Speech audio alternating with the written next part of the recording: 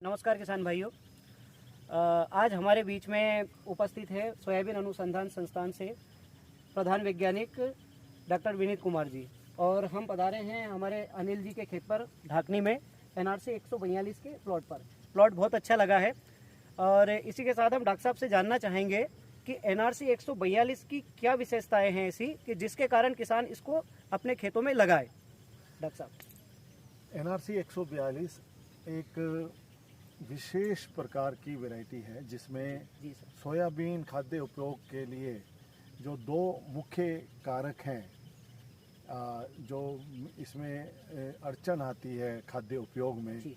एक जो है कुनिस ट्रिप्स इनहिबिटर, ओके। प्रति पोषक कारक कुनिस ट्रिप्स इनहिबिटर, और एक है दूसरा जो स्मेल आती है, ओ फ्लेवर आती है खाद्य उपयोगों में। जी सर।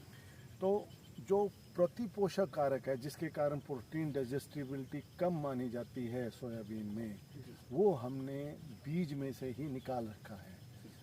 और जो स्मेल का कारक है में लिपोक्सिजिनेस 2, वो भी हमने बीज से निकाला हुआ है। जी।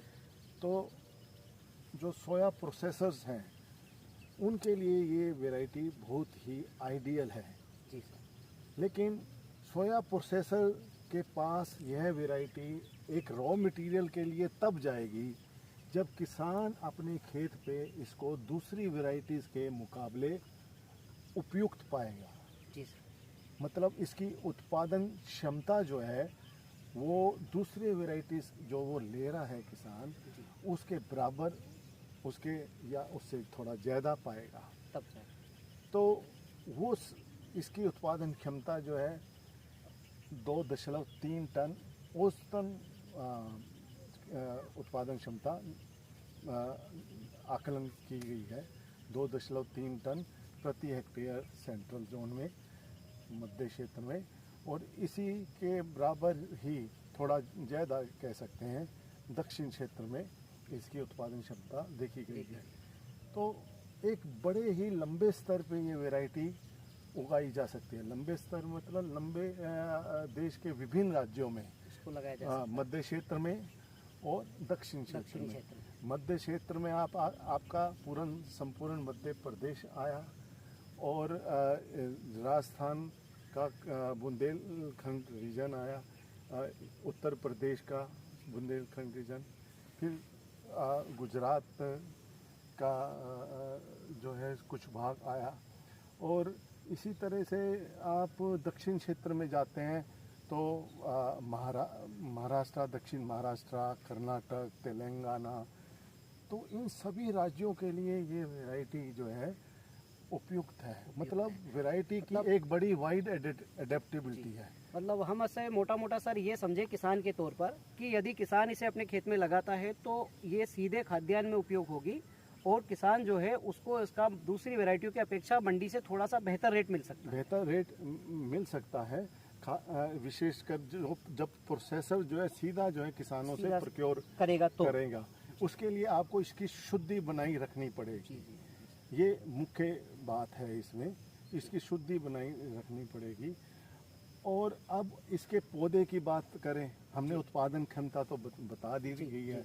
इसका जो है पौधा जो है वो आप देखेंगे कि उसका जो स्टेम होता है, उसका जो तना होता है, उस पे जो है 12 से 16 नोड औसतन देखी गई है। नोड क्या होती है? वो गांठें जिनसे ब्रांचिंग निकलती है, औसतन देखी गई हैं, और ये 22 तक भी जाती हैं।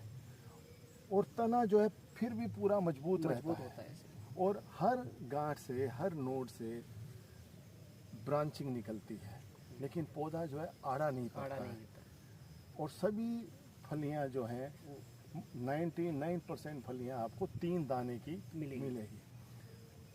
वैरायटी जैसे ही आप देखेंगे फील्ड में जर्मिनेट होती है शुरू की अवस्था में, इसकी ग्रोथ जो है वो स्लो होती है, वो धीरे होती है। लेकिन जैसे ही फूल आते हैं वो ग्रोथ जो है साथ साथ बढ़ती है, फूल आते रहते हैं, और 55 से 58 दिन तक आपको एक 2 फूल जो है इसके शिखर पर नज़र आएंगे। तो तो सेमी डिटर्मिनेट वैरायटी है, लेकिन फूल इतनी देर तक भी आते रहते हैं।